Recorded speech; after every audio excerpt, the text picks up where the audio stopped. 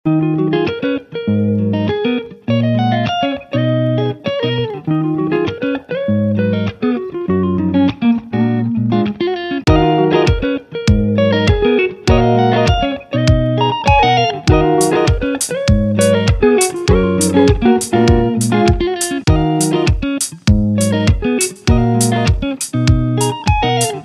যেখানে ভিডিওটা শেষ করেছি আজকে সেখান থেকে শুরু করলাম। পূজা দিতে অনেকটাই সময় লেগে গেছে। এদিকে আহ্লাদে সোহাগীর না প্রচুর গরম লেগেছে আর রোদ উঠেছে অনেক, এর জন্য আর ভালো লাগছিল না। পূজাটা দিয়ে সোজা চলে আসলাম আহ্লাদে সোহাগীকে একটু ছাওয়ার মধ্যে বাঁধবো। আর ওরাও দেখো আমাকে দেখে কিভাবে তাকিয়ে আছে। আর চলো ওদেরকে একটু ছাওয়ার মধ্যে বেঁধে দিই। আর দেখো ছাওয়ার মধ্যে বেঁধে দিতে দিতে এদিকে সোহাগী শুয়ে পড়েছে আর এদিকে আমাদের গরুটাও তোমাদের সঙ্গে শেয়ার করলাম।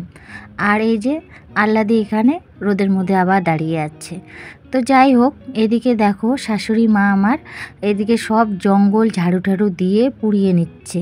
কারণ এই বাঁশবাড়িতে আমাদের কিন্তু গরুগুলো বাঁধা থাকে, আমাদের গোবর থাকে, ছাগল থাকে, সবই থাকে। তো এই জায়গাটা পরিষ্কারের দায়িত্ব কিন্তু আমার শাশুড়ি মার। তো বেশিরভাগটাই যত আবর্জনা থাকে এর জন্য কিন্তু মা এগুলো পরিষ্কার পরিচ্ছন্ন করে আর আগুন দিয়ে পুড়িয়ে দেয়। তার সঙ্গে তোমাদের সঙ্গে আকাশের দৃশ্যটা একটু শেয়ার করে নিচ্ছি। দেখতে কিন্তু অপূর্ব সুন্দর লাগছে। আর যেহেতু আমাদের বাড়িটা একটু গ্রাম সাইডে, এর জন্য না গাছপালায় ভরা আর দেখতেও কিন্তু অনেক অনেক সুন্দর লাগে।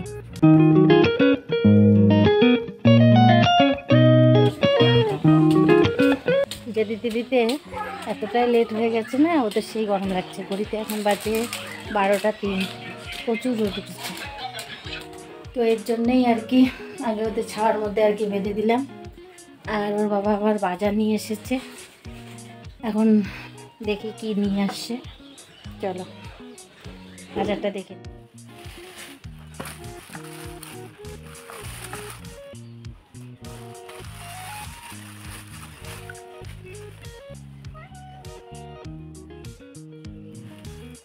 এই তো বাজার থেকে মাছ নিয়ে এসেছে। কয়েকদিন ধরে দেখছোই তোমরা আমরা ডিম ডাল এটা সেটা খাচ্ছি, কারণ বরমশাইয়ের শরীরটা ভালো ছিল না, এর জন্য বাজারও যেতে পারেনি। এর জন্য বাজারঘাটও সেরকম আর কি আনা হয়নি, আর সেরকম কিছু রান্নাবান্নাও কিন্তু হয়নি। ওই যে এক পাতার ডিম এনে রেখেছিল সেগুলোই আর কি ছেলে মেয়েকে খাওয়াইছিলাম, আলু ভাজা করে দিয়েছিলাম, পাঁপড় ভাজা করে দিয়েছিলাম।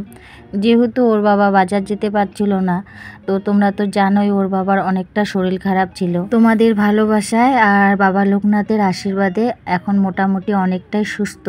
তো এর জন্য আজকে বাজারে গেছে, তো আজকে মাছ নিয়ে এসেছে।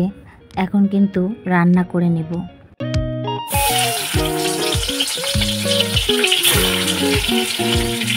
জানো তো প্রচুর খিদা পেয়েছে। সকালবেলা ওই 1 কাপ চা খেয়ে তারপরে এত সমস্ত কাজ সেরে নিয়ে পূজা টুজা দিয়ে, বৃহস্পতিবারের পূজা তোমরা তো জানোই কতটা সময় লাগে, তো সেগুলো করতে মিলতে না অনেকটাই খিদা পেয়ে গেছে। কিন্তু ওই যে সকালে ভাতটুক রান্না করেছিলাম, ওর বাবা আর বড় মেয়ে আর ছোট ছেলে আর ছোট মেয়ে খেয়ে তো নিয়েছে, আর ছিল না।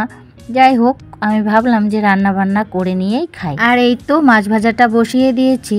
আর সকালবেলা যখন চা করছিলাম তখন কিন্তু আমি ফুলকপিটা কেটে রেখেছিলাম, আলুটা আর কি কাটা হয়নি। এখন কিন্তু আলুটাও কেটে নিয়ে এই যে ভাত বসিয়ে দিয়েছি। তার আগে কিন্তু আমি এই ভাতটা আধ ফুটা করে নামিয়ে রেখেছি, এখন একটু বলক দিয়েই কিন্তু নামিয়ে ফেলবো। তো ভাতটা আমার হয়ে গেছে, চলো নামিয়ে নিই। যেহেতু অনেকটাই খিদে পেয়ে গেছে এর জন্য না 2টা গ্যাসে আর কি ধরিয়ে দিয়েছি। আর এরই মধ্যে তোমাদেরকে বললাম না সকালবেলা ফুলকপিটা কেটে রেখেছিলাম, অনেকটা এগিয়েছিল। আর এদিকে বরমশাই কিন্তু আমি যে আর একটা সবজি রান্না করব সেটাও কিন্তু কেটে দিয়েছে। বাড়িতে যখন আছে একটু হাতে হাতে সাহায্য করে দিচ্ছে। আর এরকমই কিন্তু করে বাড়িতে থাকলে, শরীর যদি সুস্থ থাকে আর বাড়িতে যদি থাকে তাহলে আমার হাতাহাতি একটু কাজ করে দেয়। তো ও কিন্তু ওইদিকে মটরশুঁটি, বাঁধাকপি, আলু কেটে দিয়েছে আর একটা সবজি রান্না করার জন্য। এর জন্যই আমি 2টা গ্যাসে একবারে আর কি ধরার সুযোগটা পেয়েছি যে না অনেকটা কাজ যখন এগিয়ে গেছে এরই মধ্যে আমি 2টা গ্যাসে ফটাফট রান্নাটা করে নিই।